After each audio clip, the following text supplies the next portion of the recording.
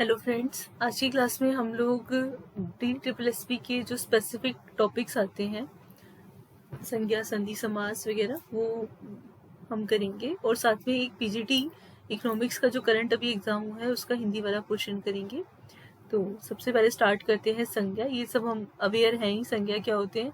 किसी भी स्थान, व्यक्ति, वस्तु आदि का नाम बताने वाले शब्द को संज्ञा कहते हैं। ठीक है। उदाहरण के तौर पर जैसे यहाँ पे कुछ दिया हुआ है, राम, भारत, हिमालय, गंगा, मेज, कुर्सी, बिस्तर आदि। ठीक है। अगर हमसे पूछा जाए कि संज्ञा के कितने भेद हैं, संज्ञा के हिंदी ग्रामर के अनुसार 3 भेद होते हैं। पर अभी मॉडर्न इंग्लिश के इफेक्ट से जो ज़्यादातर बुक्स में आपको मिलेगा वो मिलेगा संज्ञा के 5 भेद मिलेंगे, जिसमें एक तो आपका ये हो गया व्यक्तिवाचक, जातिवाचक, समूहवाचक, द्रव्यवाचक और भाववाचक। यहाँ पर आप जो ये देख रहे हो, ये जो दोनों है ये जातिवाचक के ही पार्ट हैं। जो पहले पढ़ाया जाता था वो व्यक्तिवाचक, जातिवाचक और भाववाचक पढ़ाया जाता था। तो इसीलिए मतलब अगर हम देखें तो इसके 3 भेद होते हैं। ठीक है। अब 1 बाय 1 देखते हैं। व्यक्तिवाचक क्या होता है। व्यक्तिवाचक संज्ञा जहाँ पर किसी विशेष व्यक्ति, किसी विशेष स्थान, किसी का भी एक स्पेसिफिक जो नाम है उसको हम क्या बोलते हैं, व्यक्तिवाचक संज्ञा। जिन शब्दों से किसी विशेष व्यक्ति, स्थान आदि के नाम का बोध होता है उसे हम क्या कहते हैं, व्यक्तिवाचक संज्ञा कहते हैं।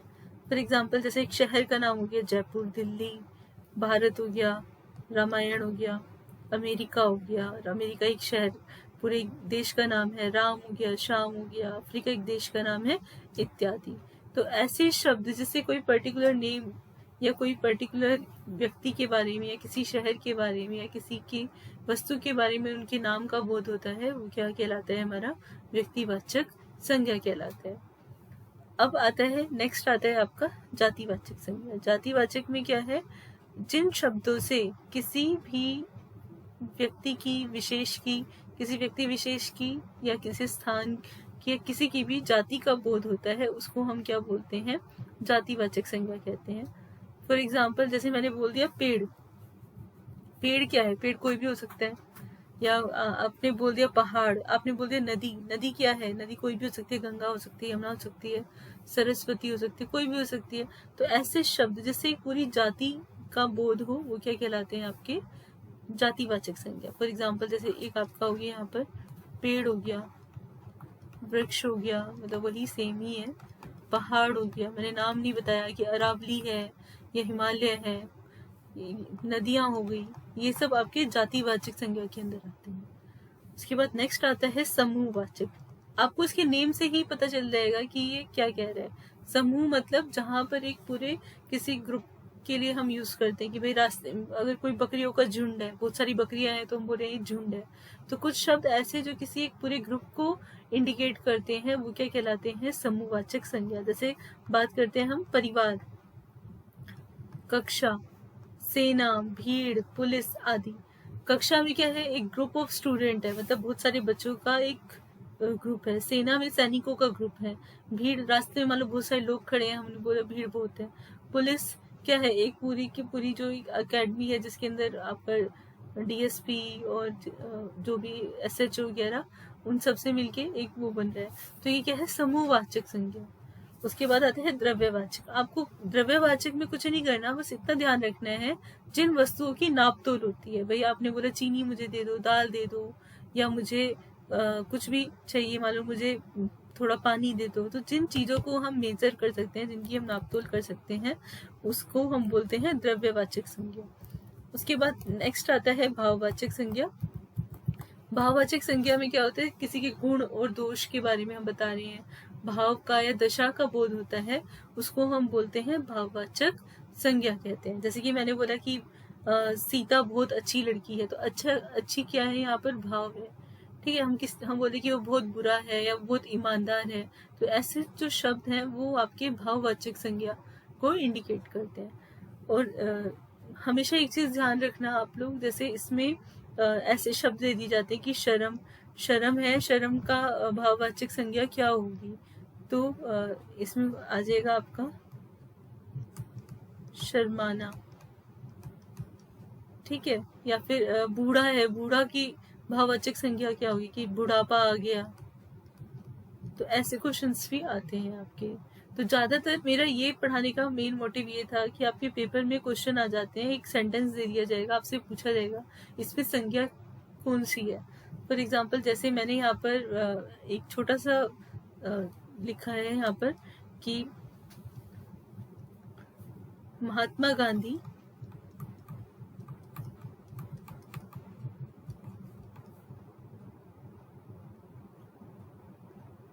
अहिंसा प्रिय थे।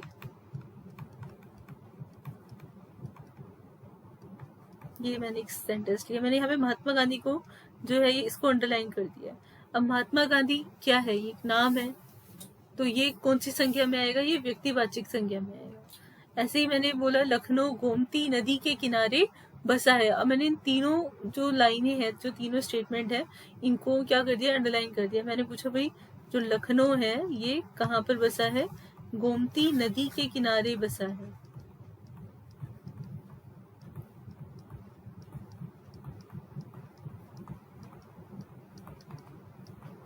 अब मैंने यहाँ पे लखनऊ को इंडिकेट किया है, जो लखनऊ है यहाँ पर लखनऊ और गोमती और नदी। अब मैं पूछ रही हूँ कौन सी संज्ञा है। लखनऊ और गोमती क्या है, एक जगह का नाम है, और गोमती क्या है, नदी का नाम है, तो ये व्यक्तिवाचक में आएगा। अगर हम बात करें नदी शब्द की, तो जो नदी शब्द है ये किस में आएगा आपका, ये जातिवाचक में आएगा। तो आपके पेपर में इसी तरह से क्वेश्चन आते हैं कि कोई भी आपको स्टेटमेंट दे देगा या कोई भी सेंटेंस देगा, आपसे पूछेगा कि मुझे इसमें संज्ञा बताओ कौन सी है। तो आपको इसी तरह से आपको आइडेंटिफाई करना है। देखेंगे इसके क्वेश्चंस भी, अभी पहले डेफिनेशंस देख लेते हैं।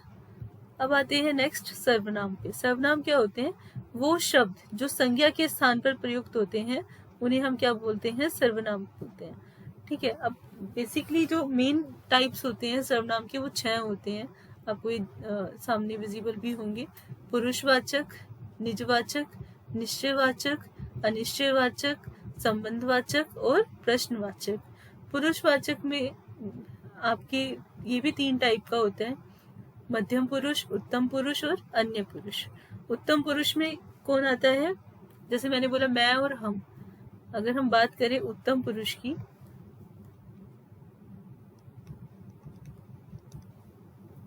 इसमें जो आता है, इसमें जो आते हैं वो आते हैं मैं और हम। मैं मार्केट जा रहा था या कुछ भी। मध्यम पुरुष में आता है तुम और आप। हम बोलते हैं ना कि तुम यह काम कर लो, आप क्या कर रहे हो। और अन्य पुरुष में आता है वह,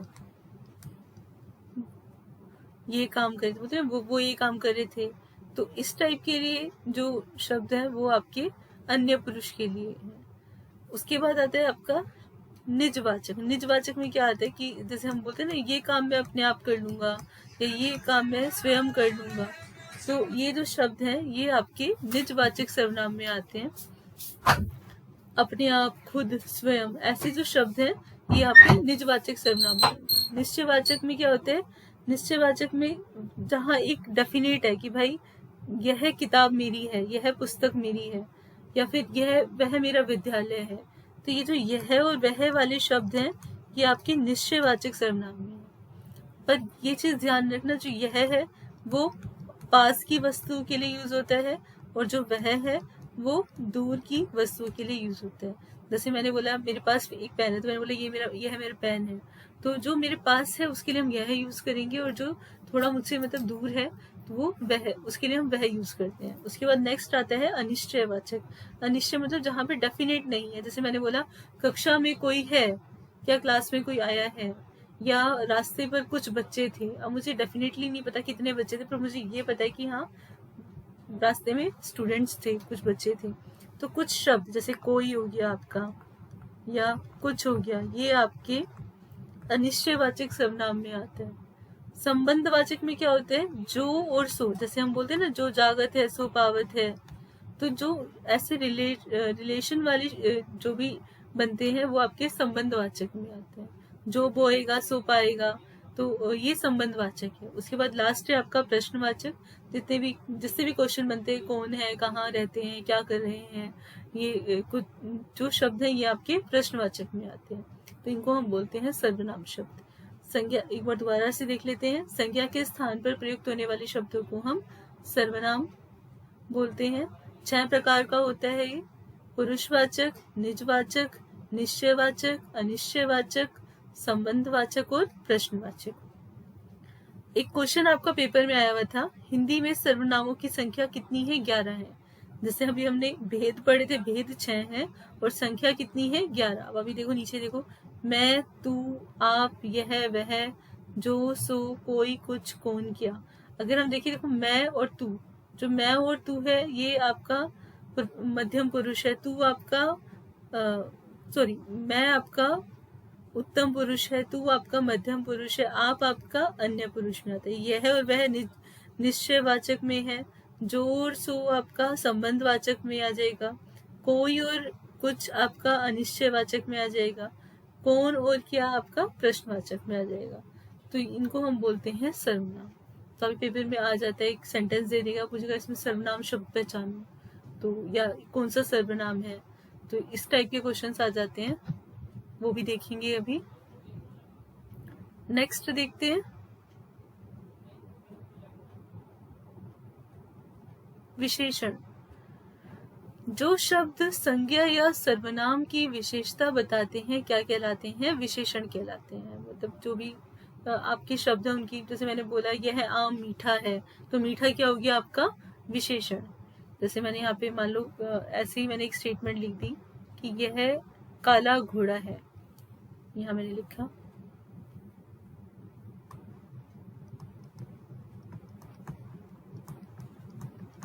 अब यहाँ पर काला तो अब क्या हो जाएगा? विशेषण हो जाएगा, और घोड़ा क्या हो जाएगा? विशेष्य हो जाएगा। तो जो शब्द विशेषता बताते हैं वो विशेषण कहलाते हैं, और जिसकी विशेषता बताई जाए वो क्या कहलाता है? विशेष्य कहलाता है। अगर हम हिंदी ग्रामर के अनुसार देखें तो विशेषण के 4 भेद होते हैं। तो पहला है गुणवाचक, जैसे अभी हमने संज्ञा पढ़ी थी ना, भाववाचक, सेम वैसे ही ये है गुणवाचक।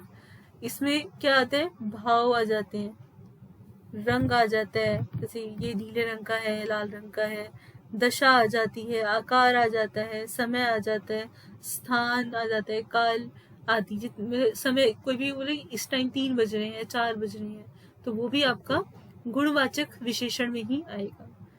अब फॉर एग्जाम्पल के तौर पे इसने यहाँ पे दे दिया अच्छा, बुरा, सफेद, काला, रोगी, मोटा, पतला, लंबा, चौड़ा, नया, पुराना, ऊंचा, मीठा, चीनी, नीचा, प्रातःकालीन आदि। ऐसे जो शब्द है ये आपके विशेषण में। तो आपको बेसिकली ना ये ध्यान रखना है, ये भाव हो गया आपका, भाव, रंग, दशा, आकार। कलर हो गई भाई, किसी की दुर्दशा है, अच्छी दशा है। आकार के त्रिभुजाकार है, गोलाकार है। समय, टाइम जो होता है, स्थान जो होता है, काल जो होता है, ये सारे आपके गुणवाचक विशेषण में आते हैं। उसके बाद नेक्स्ट आता है आपका परिमाणवाचक। परिमाणवाचक में क्या होता है? जिन विशेषण शब्दों से किसी वस्तु के परिमाण, मात्रा, माप या तोल का बोध होता है वो परिमाणवाचक विशेषण कहलाते हैं। मतलब तुम इतना समझ सकते हो कि आप इतना समझ सकते हो कि कोई भी वस्तु है जिसकी नाप तोल हो, जिसकी मेजरमेंट हो, वो परिमाणवाचक है। पर ये 2 टाइप का होता है, एक होता है निश्चित परिमाणवाचक और एक होता है अनिश्चित परिमाणवाचक। ऐसा क्यों? देखो निश्चित में क्या है, मैंने बोल दिया मुझे 3 किलो दाल चाहिए, या मुझे 1.5 मीटर कपड़ा दो, या मुझे 10 क्विंटल अनाज दो, तो मैंने एक मेजरमेंट बता दी कि इतने मुझे चाहिए। अब मैंने बोला मुझे थोड़ा पानी दो, या मुझे कुछ खाना दे दो, या हम बोल रहे हैं मुझे बहुत अधिक प्यास लगी है, मुझे बहुत अधिक पानी चाहिए, कुछ भी मतलब मैं मांग रही हूँ, तो मैंने उसमें मात्रा दे दी कि थोड़ा, जैसे हो गया आपका थोड़ा, इतना, कुछ, ज्यादा, बहुत अधिक, कम, तनिक, थोड़ा। ये जो शब्द है ये आपके अनिश्चित परिमाणवाचक में आ जाएंगे। ठीक है, जैसे मैंने बोला कि भाई मुझे 2 किलो चीनी चाहिए, तो ये मेरा निश्चित परिमाणवाचक है। मैंने बोला मुझे थोड़ा खाना मिलेगा, या मुझे थोड़ा खाना दो, मुझे थोड़ा पानी दो, तो यहाँ पे जो थोड़ा शब्द है ये अनिश्चित परिमाणवाचक में आएगा। ठीक है, नेक्स्ट आता है आपका संख्यावाचक। संख्यावाचक में क्या होता है, जिन विशेषण शब्दों से संख्या का बोध होता है वो संख्यावाचक विशेषण कहलाते हैं। जैसे कि हम बोल रहे हैं कि यहाँ पर 2 3 हमने कुछ बोल दिया कि भाई 2 बच्चे हैं क्लास में, या 20 बच्चे क्लास में हैं, या फिर मुझे 1 दर्जन केले चाहिए, या ये जोड़ा आपको चढ़ाना है। इस टाइप की जो चीज़ें होती हैं ये निश्चित, जहाँ पर हम एक नंबर को निश्चित कर देते हैं कि इतना हमें देना है। अनिश्चित में जैसे मैंने बोला, रास्ते में कुछ भीड़ जमा थी, कई लोग उसके साथ आए, तो ऐसे जो शब्द होते हैं वो अनिश्चित संख्यावाचक में आते हैं। आप समझ रहे हो, संख्यावाचक में मतलब जिनको हम काउंट कर सकते हैं, जिनकी हम गिनती कर सकते हैं। और परिमाणवाचक वाली में क्या होता है, वहां पर हम नाप तोल करेंगे। वहां पे अगर मैं बोल रही हूँ मुझे 2 किलो दाल दे दो, तो हम दाल के दाने थोड़ी ना गिनेंगे कि भाई 100 दे दो या 200 दे दो।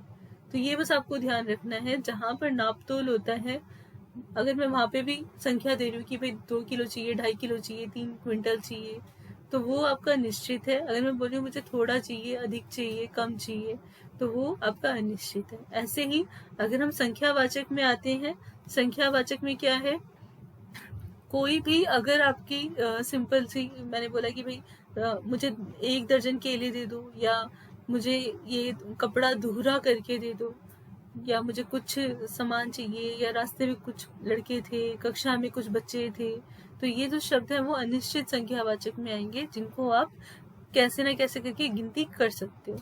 उसके बाद नेक्स्ट आता है सार्वनामिक विशेषण। सार्वनामिक विशेषण क्या होता है, सर्वनाम जो शब्द हैं वो विशेषण की तरह उपयोग होते हैं, उनको हम बोलते हैं सार्वनामिक विशेषण। जो सर्वनाम शब्द संज्ञा के पहले आकर विशेषण का काम करते हैं उन्हें सार्वनामिक विशेषण कहते हैं। जैसे यह विद्यालय, वह बालक आया था, यहाँ पे जो वह है वो सर्वनाम है, वो किसके आगे आ गया, बालक के आगे आ गया, तो ये क्या है, सार्वनामिक विशेषण। ऐसे वह खिलाड़ी बहुत अच्छा है, वह खिलाड़ी बहुत अच्छा खेलता है, यह विद्यालय बहुत अच्छा है, तो ये जो शब्द है ये आपके सार्वनामिक विशेषण में आते हैं।